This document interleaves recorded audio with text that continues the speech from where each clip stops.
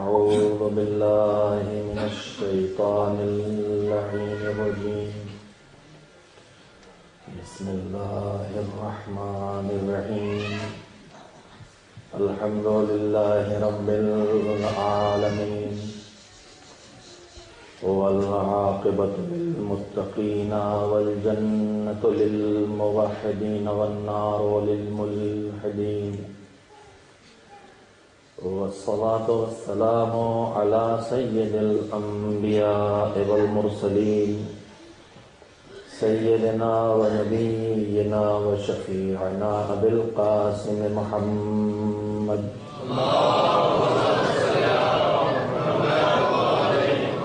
وآله الطيبين الطاهرين المعصومين المظلومين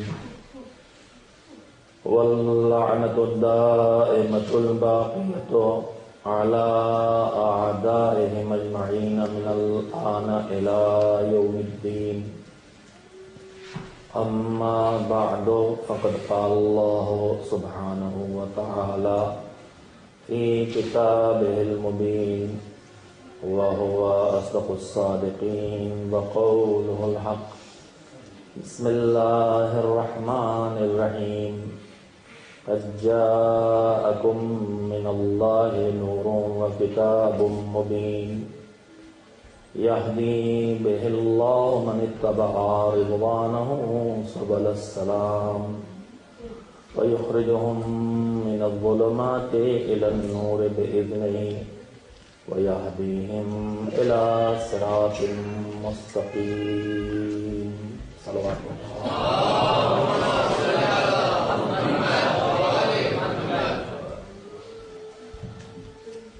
محرم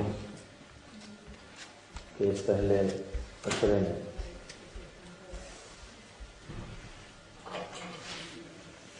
حضرت سید الشہداء کے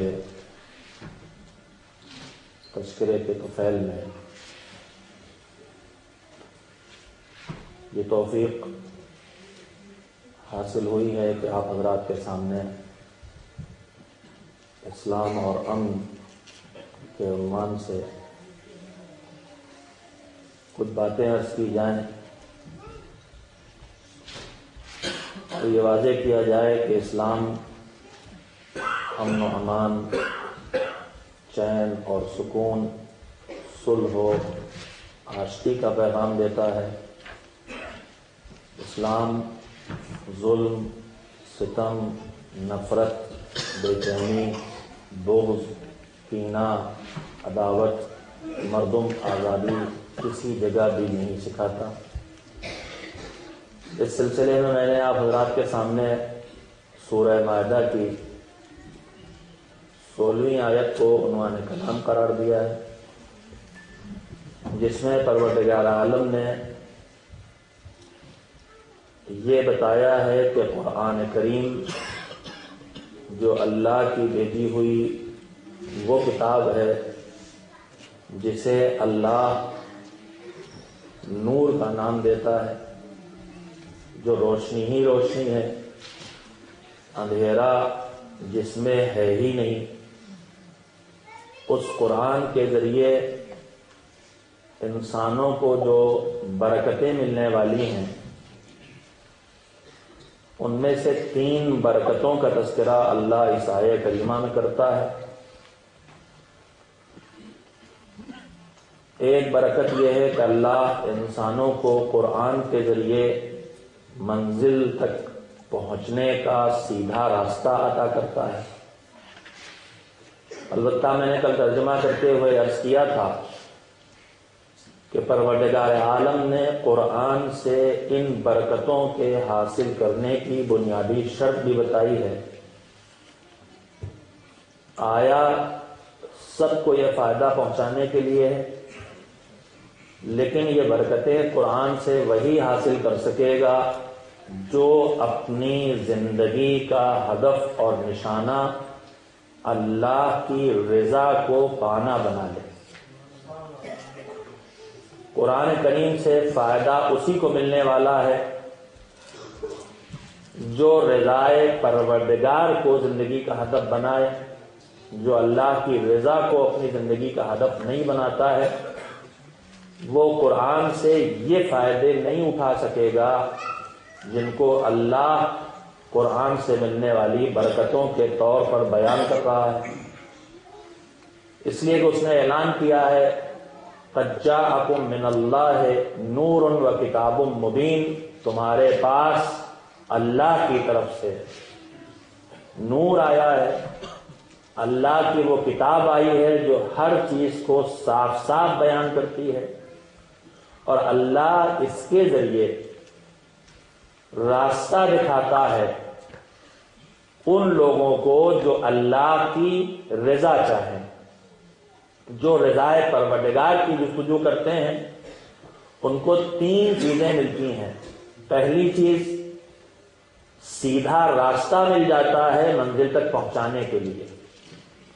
دوسری چیز، اللہ اسی قرآن کے ذریعے اندھیروں سے نکال کے اجالے میں پہنچاتا ہے۔ اور تیسری اور سب سے اہم چیز جسے اللہ سب سے پہلے بیان کرتا ہے وہ یہی ہے کہ یہدیہم الی سبل السلام، اللہ قرآن کے ذریعے امن و سلامتی، صلح و ہمزیستی اور چین اور سکون کے راستے بتاتا ہے۔ زندگی کے کسی حصے میں بے چینی پیدا ہو، زندگی کے کسی حصے میں بے امنی پیدا ہو، معاشرے کے کسی طبقے میں بد امنی پھیلے، زمین کے کسی ٹکڑے پر ظلم و ستم کے بادل چھا جائیں، انسانیت کا کوئی حصہ کسی طرح سے کسی بھی پریشانی کا شکار ہو جس سے بے امنی پھیل رہی ہو، تو قرآن میں اس کا راستہ ڈھونڈو۔ قرآن تمہیں اس بے امنی کو سلامتی سے، اس مصیبت کو سہولت سے، اس ظلم و ستم کو عدالت، چین اور سکون سے بدلنے کا راستہ بتا دے گا۔ میرے عزیزوں، میں نے اس آیہ کریمہ کو اپنی گزارش کا عنوان قرار دیا ہے اس لیے کہ اس میں پروردگار عالم نے صاف طور پر یہ بتایا ہے کہ قرآن سلامتی کی طرف پہنچاتا ہے، قرآن تباہی کی طرف نہیں لے جاتا ہے، قرآن قتل و غارت کی طرف نہیں لے جاتا ہے، قرآن خون بہانے کی طرف نہیں لے جاتا ہے، قرآن لوگوں کی بے سبب جان لینے کی طرف نہیں لے جاتا ہے، قرآن جانوں کو بچانے کی طرف لے جاتا ہے، قرآن زندگی کو امن و سکون دینے کی طرف لے جاتا ہے، قرآن انسانی ذہن کو چین تک پہنچانے کی طرف لے جاتا ہے۔ میں جملے تو آپ کے سامنے کہہ رہا ہوں لیکن مجھے اس کے ثبوت پیش کرنا ہوں گے، ورنہ یہ میری گفتگو ایک جذباتی تقریر قرار پائے گی، اس سے زیادہ اس کی کوئی حیثیت نہ ہوگی۔ اس کے لیے میں نے کل جو گزارش آپ کی خدمت میں شروع کی تھی کہ اگر ہمیں پورے معاشرے میں، پوری سوسائٹی میں، دنیا کی ہر ملک میں، دنیا کی ہر خطے پر ہر جگہ امن چاہیے، امان چاہیے، سلامتی چاہیے، حفاظت کا احساس چاہیے، تو ہماری اس ضرورت کو قرآن پیش کرنے کے طریقے بتا رہا ہے۔ معاشرہ پرامن تب ہوگا جب معاشرہ جن افراد سے مل کے بنا ہے، سوسائٹی پرسکون تب ہوگی جب جن انڈیویجول سے مل کے سوسائٹی بنی ہے، جن افراد سے مل کے سوسائٹی بنی ہے، وہ افراد پرامن ہو، ان کے دماغوں میں، ان کے دلوں میں، ان کے خیالوں میں ظلم نہ ہو، ستم نہ ہو، بے امنی نہ ہو، قتل و غارت نہ ہو، تبھی وہ معاشرہ پرسکون ہو سکتا ہے۔ اس سلسلے میں نے کل آپ کی خدمت میں 2 ہی باتیں کہی تھی، 2 ہی باتیں کہہ سکا تھا وقت کی کمی کے باعث، اور آج بھی وقت کے اندر جو ٹارگٹ ہے، جو نشانہ ہے کہ 10 بجے سے پہلے آپ کے اس مذہبی پروگرام کو ختم کیا جا سکے تاکہ کل آپ اپنے ضروریات زندگی کے لیے تازہ دم ہو کے نکل سکیں۔ لہذا ممکن ہے آج کی بات جو میں چھیڑ رہا ہوں اسے مکمل نہ کر سکوں۔ میرے عزیزوں، میں نے کل آپ کی خدمت میں کہا تھا کہ معاشرے کو پرامن بنانے کے لیے انسان کو پرامن ہونا چاہیے۔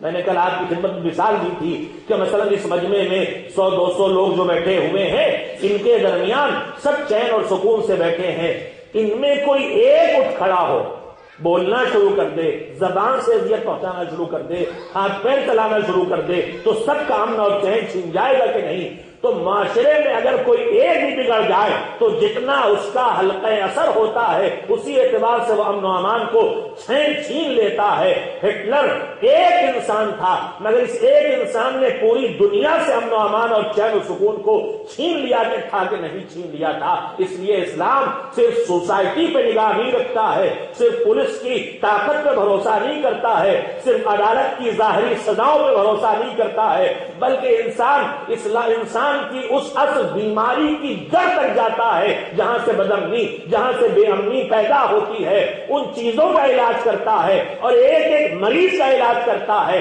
اور جب مریض کا علاج شروع کرتا ہے تو مثلا مریض کو بخار ہے، اس کا ہاتھ تپ رہا ہے، ڈاکٹر اس کے بخار کو چیک کر کے اسے دوا دے کے بخار کو اتار سکتا ہے، مگر جتنی دیر دوا کا اثر رہے گا اتنی دیر بخار غائب رہے گا۔ جیسے ہی دوا کا اثر ختم ہوگا بیماری کا وہ اصل سبب، بخار کی وہ اصل وجہ جو بدن کے اندر چھپی ہوئی ہے اس کا علاج نہیں کیا جائے گا تو یہ بخار دوبارہ پلٹ کے آئے گا اور زیادہ خطرناک بھی ہو سکتا ہے۔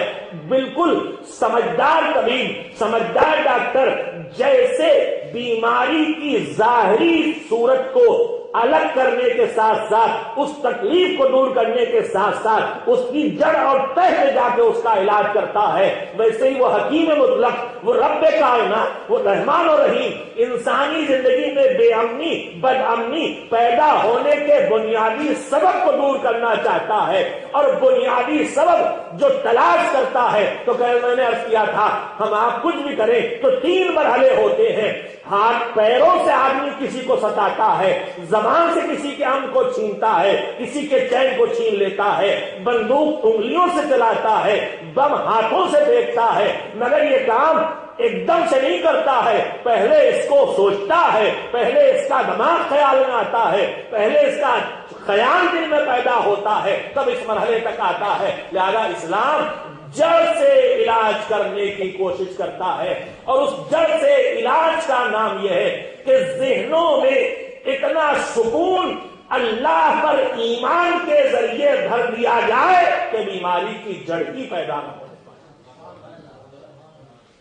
پہلا اور بنیادی علاج ایمان کے ذریعے کرتا ہے۔ ایمان اگر مضبوط ہے، زبان سے اپنے کو مسلم یا مومن کہنا، میں اس کی بات نہیں کر رہا ہوں، مومن اور مسلم ہونا کہنا اور ہے، مسلم اپنے کو کہنا اور ہے، مسلم ہونا اور ہے، مومن کہنا اور ہے، مومن ہونا اور ہے۔ مومن کہنے والا اور مومن ہونے والے میں بڑا فرق ہوتا ہے۔ میں تفصیل میں نہیں جا سکتا، واقعہ مجلسوں میں 12 کا آپ کا سنا ہوا ہے۔ چھٹے امام حضرت جعفر صادق علیہ السلام کے دور میں خراسان کے ایک شخص نے آ کے امام کو مشورہ دیا تھا کہ آپ اپنا حق لے لیجئے، اور امام نے کہا تھا ساتھی نہیں ہے، تو انہوں نے کہا کہ 1 لاکھ تلواریں تو میرے ساتھ خراسان کی موجود ہے۔ تو امام نے اس کے جواب میں کہا تھا جیسے چاہیے ویسے نہیں۔ جب وہ ماننے پہ تیار نہیں ہوئے تو امام نے کیا کہا کہ تنور چل رہا ہے، اس میں کود جاؤ۔ وہ نہیں کودے تھے، اور اسی کے چند لمحوں کے بعد ہارون مکی آ گئے تھے، اور ہارون مکی سے کوئی گفتگو نہیں، امام نے سیدھے کہہ دیا تنور میں کودو، اور تنور میں کود گئے۔ تو دونوں مسلم تھے، یہ بھی مومن وہ بھی مومن، یہ بھی مسلم وہ بھی مسلم، مگر وہ مسلم تھا جو مسلم کہہ رہا تھا، مسلم تھا نہیں۔ اور یہ ہارون مکی وہ مومن ہیں جو کہہ نہیں رہے تھے، ان کی زبان گواہی نہیں دے رہی تھی، ان کا عمل ثبوت پیش کر رہا تھا کہ یہ مسلم ہیں، یہ مومن ہیں۔ تو مسلم کہنا اور مومن کہنا اپنے کو اور ہے، مسلم ہونا اور مومن ہونا اور ہے۔ اور یہ شروع ہوتا ہے دماغ اور دل کی گہرائیوں سے اقرار کے ذریعے۔ میں آپ سے پوچھتا ہوں، دنیا میں بے چینی کی نہ جانے کتنی قسمیں ہیں، خطروں کی نہ جانے کتنی قسمیں ہیں، آدمی ہمیشہ باہر کے خطروں سے ڈرتا ہے، کہیں کار میں کچل دے، کہیں کو گولی نہ مار دے، کہیں کوئی زہر نہ دے دے، اور باہر کے خطروں سے ڈرنے والا اپنے اندر کے دشمن کو پہچان نہیں پاتا۔ یہ بتائیے کیا اس دنیا میں جتنی موتیں ہوتی ہیں، نیچرل موتیں نہیں، فطری موتیں نہیں، فطری موتوں کو چھوڑ کے جو غیر فطری موتیں ہوتی ہیں، کیا سب دوسرے کے ہاتھوں سے ہوتی ہیں؟ میں نے کوئی اعداد و شمار تو جمع نہیں کیے ہیں، لیکن میرا احساس یہ ہے کہ ترقی یافتہ دنیا میں جہاں انسان کو بظاہر وہ سب کچھ مل گیا ہے جو اسے چاہیے، فطری موتوں کے مقابلے میں غیر فطری موتوں کا ریشیو ان جگہوں سے زیادہ ہے جہاں ترقی نہیں ہے۔ غیر فطری موت سے میری مراد خودکشی ہے، سوسائڈ ہے، گولی سے مارا جانا، اسلحے سے قتل ہونا، یہ دوسروں کے ہاتھ سے ہوتا ہے۔ لیکن کیا پوری دنیا کی غیر فطری موتیں سب گولی اور اسلحے سے؟ ہاں، گولی اور اسلحے سے ہے، لیکن اپنے ہاتھ سے چلائی ہوئی گولی، اپنے ہاتھ سے کھایا ہوا زہر۔ تو میں آپ سے پوچھتا ہوں کہ باہر کا دشمن تو یہاں آیا نہیں کوئی، پھر بھی آدمی کیوں مر گیا؟ اس کی زندگی کا امن کیوں چلا گیا؟ اس کی زندگی کی سلامتی کیوں ختم ہو گئی؟ یہاں باہر کا تو کوئی نہیں تھا، مگر یہ سلامتی نہیں رہ گئی، امن و امان اس کی زندگی میں نہیں رہ گیا۔ یہ امن و امان کیوں چھنا؟ اس لیے کہ اس کے اندر کا دشمن ہے جو اسے ظالم بنا رہا ہے، جو اسے قاتل بنا رہا ہے، جو اسے اب جان لیوا، ہم آپ کہتے ہیں وہ فلاں کے جان لیوا دشمن ہے۔ تو باہر کا آدمی جان لیوا دشمن بنے تو سمجھ میں آتا ہے، مگر یہ آدمی خود اپنا جان لیوا دشمن کیسے بن جاتا ہے؟ خودکشی کے واقعات پوری دنیا میں جہاں جہاں ہوتے ہیں، اگر آپ تلاش کریں گے تو وہ معاشرے جہاں پر اللہ پر بھروسہ اور اعتماد، خالق ہے، رازق ہے، رب ہے، جو معاشرہ، جو سوسائٹی، جو ملک، جو قوم، جو نسل کسی نہ کسی شکل میں ایک رب کو، مالک کو، خالق کو، گاڈ کو، بھگوان کو مانتی ہے، وہاں آپ کو یہ واقعات کم ملیں گے ان کی بنسبت جو ترقی یافتہ ہو کے اپنے مالک کو بھول گئے ہیں، جہاں دماغوں سے اللہ پر سے ایمان نکل گیا ہے۔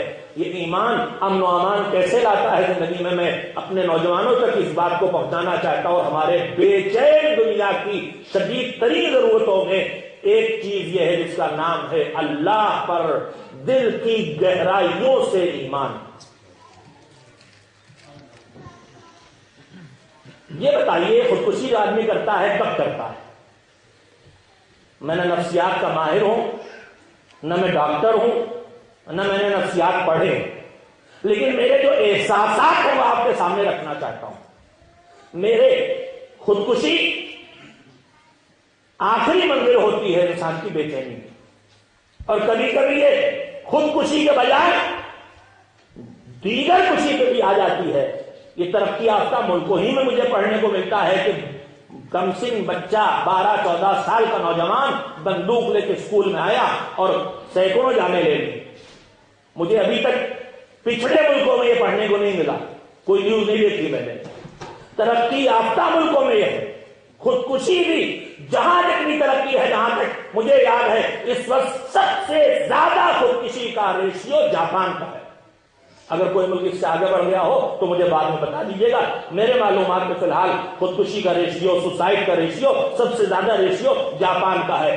اتنا ترقی یافتہ ملک ٹیکنالوجی کی آخری منزلوں پہ جو چلا گیا، جہاں آدمی جو چاہے اپنے لیے کر سکتا ہے، پا لیتا ہے، وہاں یہ خودکشی کیوں بڑھ گئی ہے؟ اس لیے کہ جتنا مادی ترقی ہو رہی ہے اتنی مانوی اور روحانی تنزلی ہو رہی ہے۔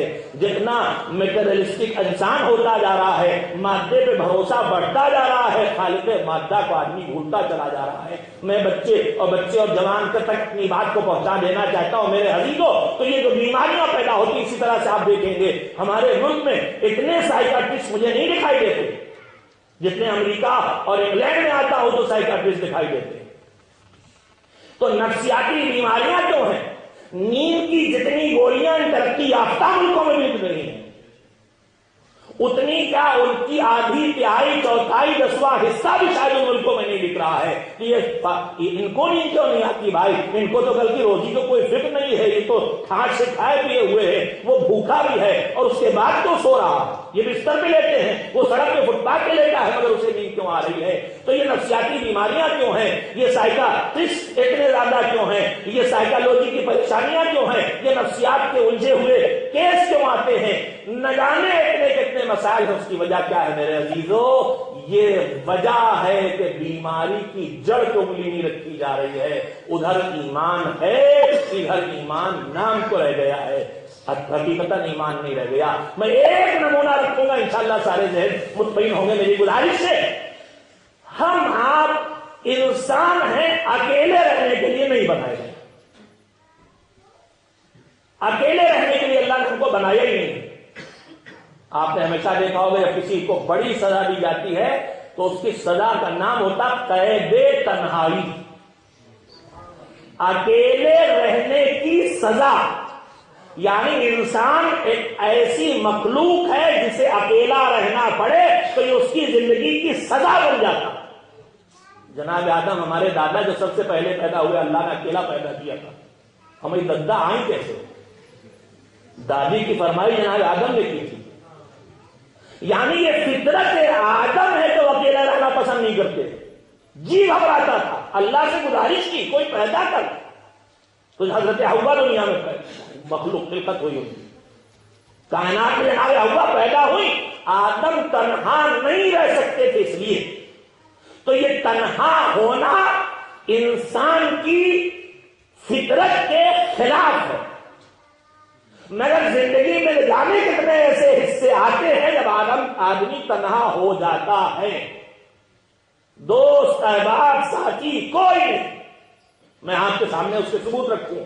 تنہائی سے میری مراد خالی ہماری جسم کی تنہائی نہیں ہے کہ ہمارے کمرے میں ہمارے ساتھ کوئی نہیں، ہمارے گھر میں ہمارے ساتھ کوئی نہیں، میں اس کی بات نہیں کر رہا ہوں۔ ایک اور تنہائی ہے جس کا احساس سب صاحبان شعور، پڑھے لکھے اہل علم تشریف فرما، اس لیے میں اپنی بات کو انشاءاللہ عرض کر سکوں گا کہ ایک تنہائی اور تنہائی ہے، اور یہ تنہائی بڑی بھیانک تنہائی ہے، اور یہ تنہائی تب پیدا ہوتی ہے جب آدمی اللہ پر ایمان سے دور ہو جاتا ہے۔ یہ تنہائی تب پیدا ہوتی ہے۔ انسان اکیلے رہنے کے لیے نہیں بنایا گیا، اس کو دوسروں کے ساتھ رہنا ہے، اور اس کو اللہ نے چپا نہیں بنایا۔ جانور ہمارے زمانے میں جو ہم نے آج بھی، وہ ہمارا زمانہ کیا آج بھی جو مذہبی تعلیم ہماری ہے اس میں ایک سبجیکٹ ہوتا ہے منطق، وہ لاجک کے نام سے آپ پڑھتے ہیں شاید، مگر ہماری وہ منطق ہے جو ارسطو نے شروع کی تھی، وہ گزرتے گزرتے جدید دور میں آئی ہے، علماء اسلام نے اسے نئی شکلیں دی ہیں، نئی چیزیں ڈالی ہیں اس میں، لیکن منطق اصل میں انسان کو صحیح اور غلط کی پہچان بتانے کے لیے پڑھائی جاتی ہے، شعور پیدا کرنے کے لیے، عقل کا صحیح استعمال کرنے کے لیے کہ کہاں دلیل اصلی ہے، کہاں دھوکہ ہے، مغالطہ ہے۔ تو اس منطق کے پڑھانے میں میرے خیال سے میں نے جب سے گفتگو شروع کیا، خاموش بیٹھے ہیں، ایک صلوات بھیجی آپ نے؟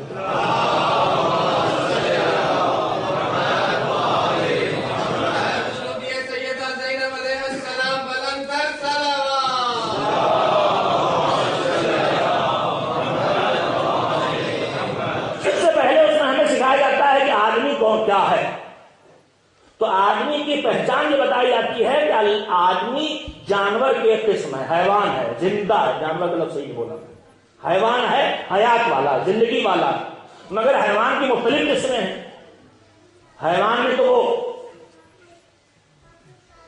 خاموش تباہ بھی ہیں۔ اب آپ یہ مناظر دیکھے نہیں، آپ کے سامنے تذکرہ کرنے سے فائدہ کیا ہے؟ نہ آپ دھوبی جانے کا گھاٹ جانے، آپ کے سامنے ایسی باتیں کروں کہ چند بزرگ بیٹھے ہیں جنہوں نے دھوبی اور گھاٹ دیکھا ہے، آپ کو لانڈی نہ وہاں دھوبی نہ وہاں گھاٹ، نہ وہاں دھوبی کے گھر سے گھاٹ تک لے جانے کے لیے کسی کی ضرورت۔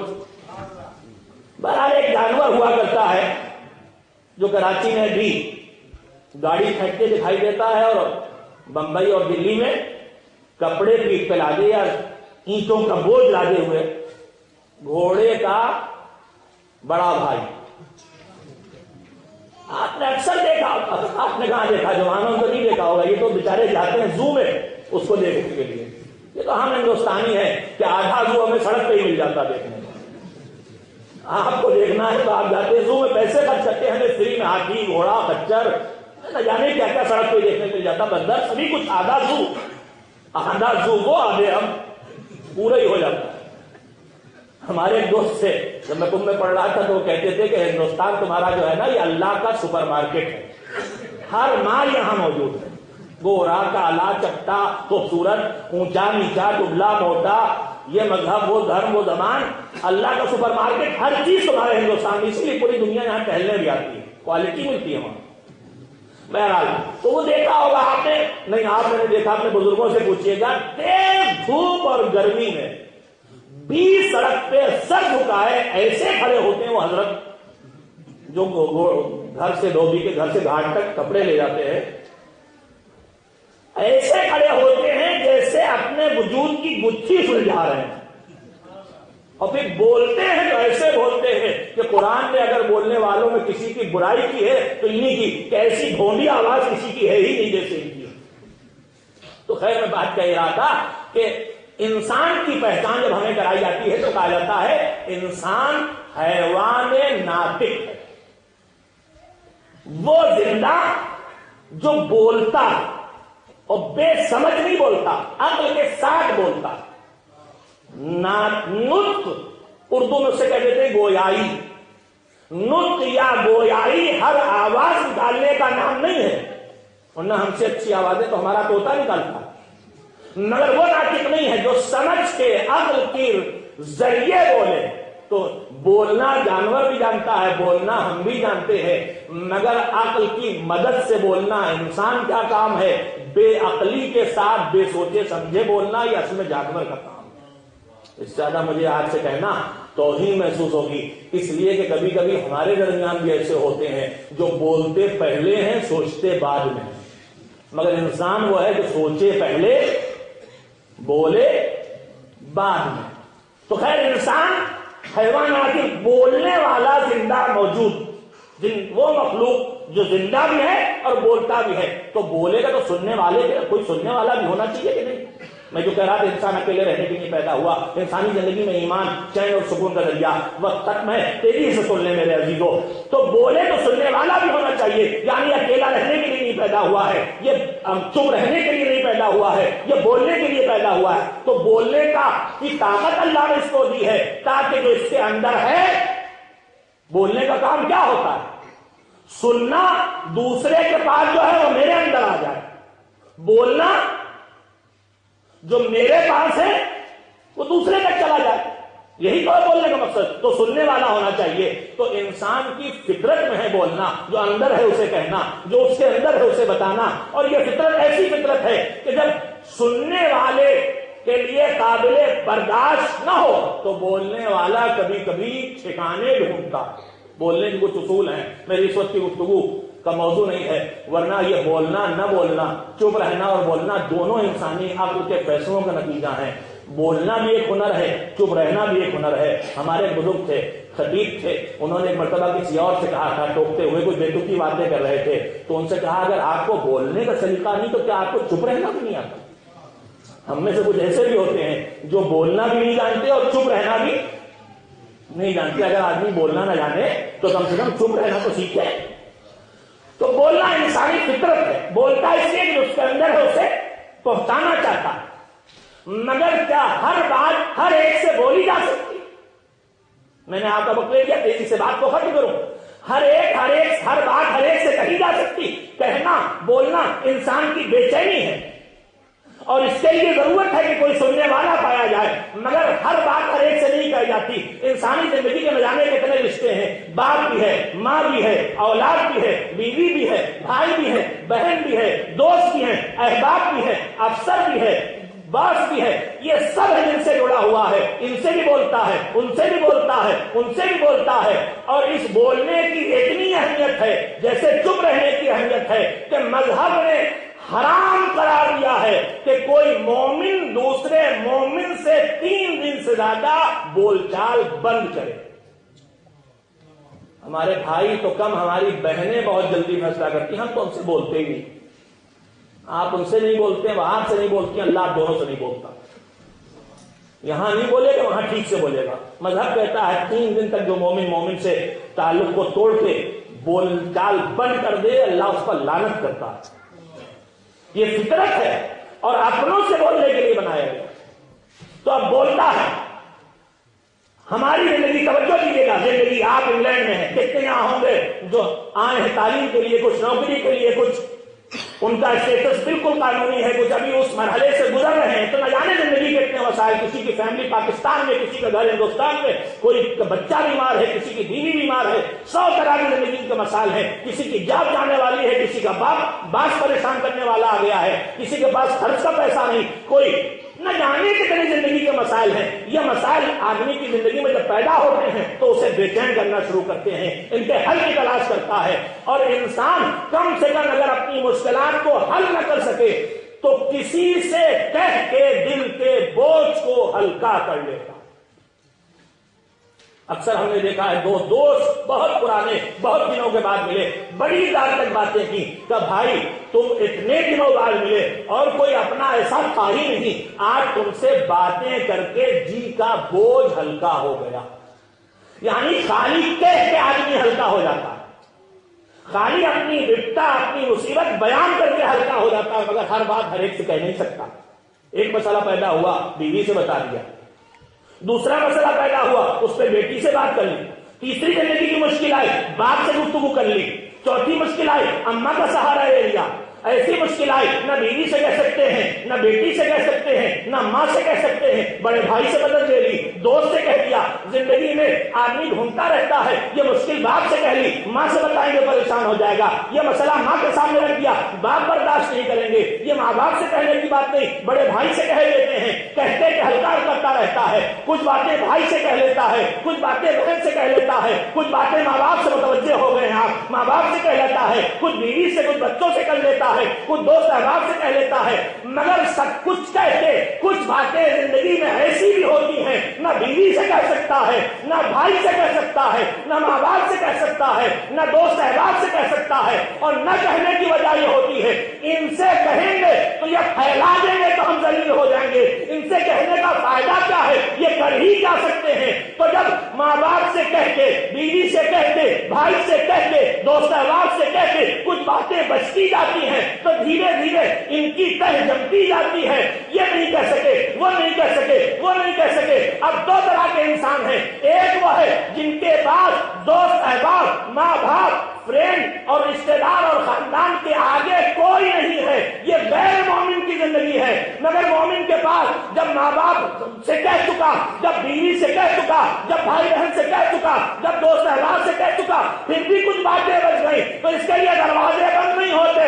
اب وہ ہے کہ جو نہ کسی سے بتانے والا ہے نہ رسوا کرنے والا ہے، رات کی تاریکیوں میں پیشانی خاک پہ رہ کے اپنے دل کا بوجھ اپنے مالک کے سامنے نکال دیتا ہے.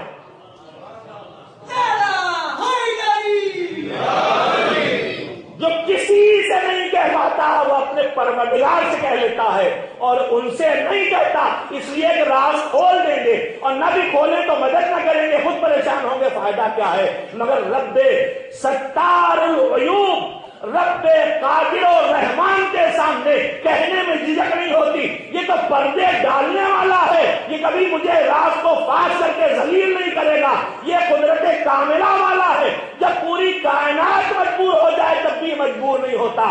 دشمنوں سے بچا سکتا ہے، مشکلوں سے نکال سکتا ہے. لہذا ایسا انسان جو اللہ پر ایمان رکھتا ہے، گتھیاں اس کے نس میں نہیں پڑتی ہیں، دماغ اس کا الجھنوں کا شکار نہیں ہوتا ہے. ایمان باللہ اسے ہمیشہ امن کے سائے میں رکھتا ہے، اطمینان کی زندگی میں دیتا ہے. ایک صلوات بھیجیے محمد و آل محمد. ایک اور صلوات مل جل کے بھیجتے ہیں محمد و آل محمد.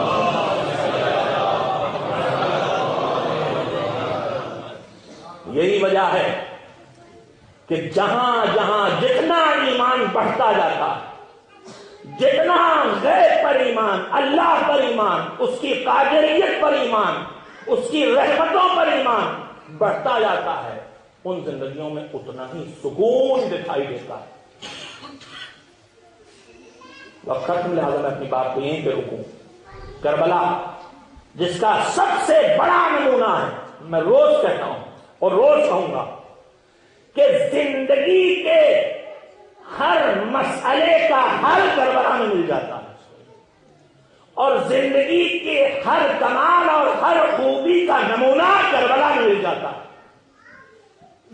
جو حالات ہیں ظاہری طور پر کربلا میں، وہ انتہائی درجہ مضطرب اور بے چین کر دینے کے حالات ہیں، لیکن جو کربلا کے کردار ہیں وہ انتہائی درجہ اطمینان کی آخری منزلوں پر دکھائی دیتے ہیں۔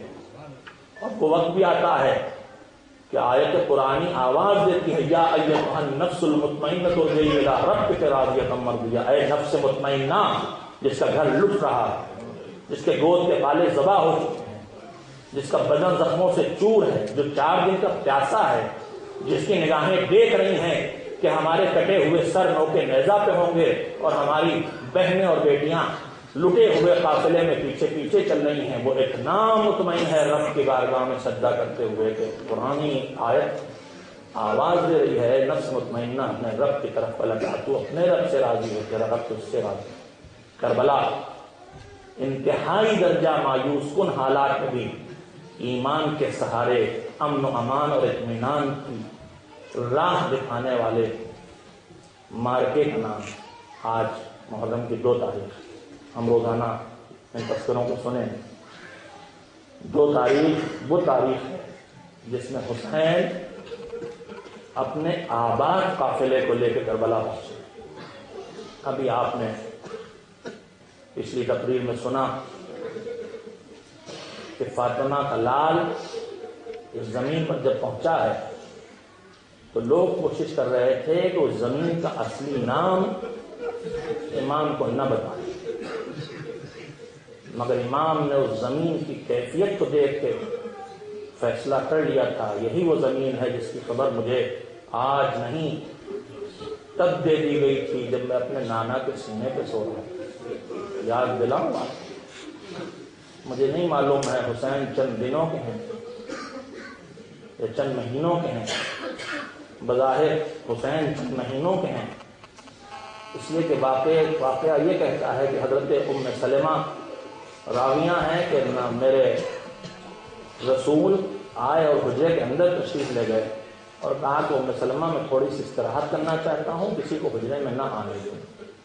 ام سلمہ دروازے پہ بیٹھ گئی، رسول اللہ حجرے کے اندر استراحت کر رہے تھے کہ ایک مرتبہ کمسن شہزادہ نانا کی خوشبو پا کے نانا کی تلاش میں چلا۔ دروازے پر حجرے کے جو حضرت سید الشہداء کمسن حسین پہنچے تو جناب ام سلمہ نے محبت سے روکنا چاہا، مگر حسین نے حجرے کے اندر جانا چاہا، اس میں حسین کی آواز رسول کے کانوں تک پہنچ گئی۔ کہا ام سلمہ میرے لال کو آنے۔ ام سلمہ دروازے پہ بیٹھی ہیں، تھوڑی دیر گزری، جناب ام سلمہ حجرے میں داخل ہوئی تو دیکھا کہ پیارا نواسا نانا کے سینے پہ سو رہا اور رسول اللہ کی آنکھوں سے آنسو بہ رہے۔ جناب ام سلمہ نے کہا کہ اے رسول، جس سے آپ بے حد محبت کرتے ہیں وہ حسین آپ کے سینے پہ سو رہا ہے اور آپ کی آنکھوں سے آنسو جاری۔ کہا ام سلمہ میں اپنے سینے پہ لٹائے اپنے نواسے کو پیار کر رہا تھا۔ روایات کہتی ہیں کہ جن نواسوں کو رسول اللہ گود میں لیتے تھے تو ہمیشہ ان کو سنگا کرتے تھے اور کہتے تھے میرے جنت کے 2 پھول ہیں، ان میں جنت کی خوشبو آتی۔ رسول اللہ نے کہا کہ میں حسین کو سونگ رہا تھا، پیار کر رہا تھا کہ ایک مرتبہ جبریل آئے اللہ کی طرف سے، انہوں نے آگے کہا اے پیغمبر، آپ اپنے اس بچے کو جس سے اتنا چاہتے ہیں اور اس طرح پیار کر رہے ہیں، یہ آپ کا لال کربلا کے میدان میں 3 دن کا بھوکا پیاسا شہید کیا جائے گا۔ رسول اللہ یہ سن کے بے چین ہوئے۔ جناب جبریل نے کہا کہ رسول اللہ کیا آپ اس زمین کو دیکھنا چاہتے ہیں؟ کہا ہاں، اگر مرضی خدا ہے تو کیوں نہیں۔ تو جبریل نے اشارہ کیا تھا، زمین کربلا بلند ہوئی تھی اور جبریل نے مٹھی خاک اٹھا کے رسول کو دی۔ جناب پیغمبر کے ہاتھوں میں وہ خاک تھی، جناب ام سلمہ سے انہوں نے کہا ام سلمہ یہ خاک لے کے رکھ لو، یہ خاک جب خون سے بدل جائے تو سمجھ لینا میرا لال حسین کربلا میں مارا ہے۔ تو حسین کے لیے زمین کربلا نئی نہیں تھی، اور حسین یہ تو ان کے بچپن کا واقعہ ہے۔ جب 28 رجب کو حسین نے نکلنے کا فیصلہ کر لیا ہے اور بوڑھی نانی آئی، ان کا بیٹا مدینہ چھوڑ کے کیوں جا رہے ہو؟ کہا نانی اماں یہ ظالم مجھے نانا کے مدینے میں رہنے نہیں دینا چاہتے۔ جناب ام سلمہ نے گفتگو کے دوران آخر میں کہا جب تم نے فیصلہ کر لیا ہے، جانا طے کر لیا ہے اور سب کو ساتھ لے جانا طے کر لیا ہے، تو اے میرے لال بس اتنا کرو کہ جہاں چاہو چلے جاؤ لیکن سرزمین عراق پہ نہ جانا۔ کہا کیوں؟ کہا اس لیے کہ میں نے تمہارے نانا سے سنا ہے کہ حسین سرزمین عراق پہ شہید کیا جائے گا۔ حسین نے کہا نانی ارے اللہ کی رضا یہی ہے، مشیت پروردگار یہی ہے۔ اور اس کے بعد حسین نے اشارہ کیا تھا، زمین کربلا سامنے آئی تھی، ام سلمہ نے زیارت کی تھی اور ایک مٹھی خاک اور اٹھا کے حسین نے دی تھی۔ کہا نانی اس خاک کو اس خاک میں ملا لیجیے جو میرے نانا دے کے گئے ہیں، اور جب یہ خاک خون سے بدل جائے تو سمجھ لیے گا آپ کا حسین مارا گیا۔ تو حسین سرزمین کربلا کو پہچانتے بھی ہیں، حسین سرزمین کربلا کو دیکھ بھی چکے ہیں۔ جب گھوڑا رک گیا نام پوچھنا شروع کیے، کسی نے کہا غازیہ ہے، کسی نے کہا ماریا ہے، مختلف نام بتا، کسی نے کہا نینوا ہے۔ حسین پوچھتے رہے اور کوئی نام اور کوئی نام۔ ایک مرتبہ کسی نے کہا اس زمین کا نام کربلا بھی ہے۔ حسین نے کہا ہاں یہی زمین کرب و بلا ہے، یہاں ہمارا خون بہے گا، یہاں ہمارے گلے کٹیں گے، یہاں ہماری بیویوں کے سروں سے ردائیں چھنیں گی، یہاں ہماری قبریں بنائی جائیں گی۔ 2 محرم کو حسین کا قافلہ پہنچا، کہا گھوڑوں سے اترو، بیویوں کو اتارو، اونٹوں پہ سامان اتارا جائے، خیمے لگائے جائیں۔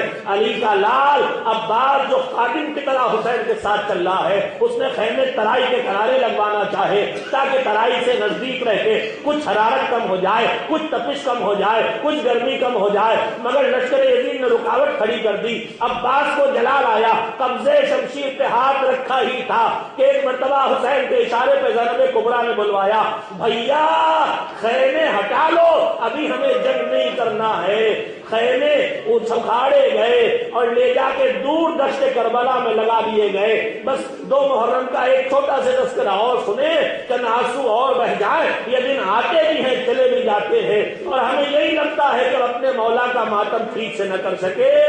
میرے عزیزو حسین کے خیمے لگ گئے، زینب ہے، ام کلثوم ہے، رباب ہے، ام فرما ہے، سب کے خیمے ہیں، سب کی گود میں بچے ہیں، سب کے خیمے آباد ہیں، چاروں طرف انصار ہیں، عباس ہیں، اکبر ہیں، قاسم اور محمد ہیں، پہرا دے رہے ہیں۔ ایک مرتبہ فضا آئی، کا شہزادے آپ کو آپ کی بہن یاد کر رہی ہے، آپ کو آپ کی بہن یاد کر رہی ہیں۔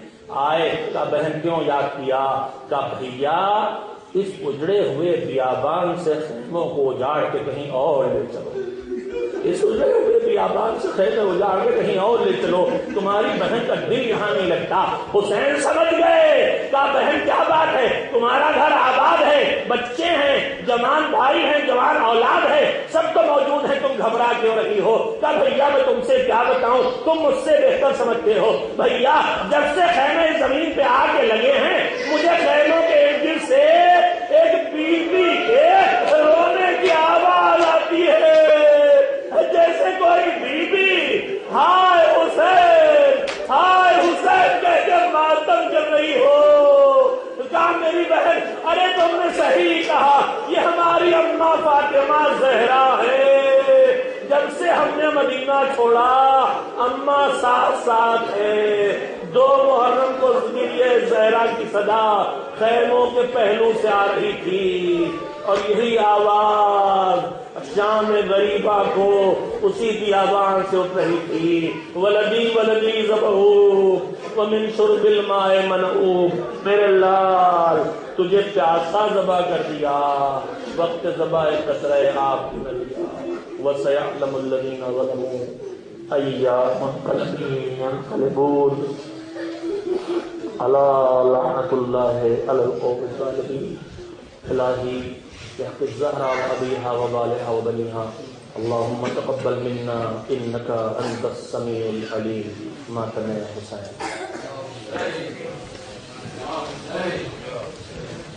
Say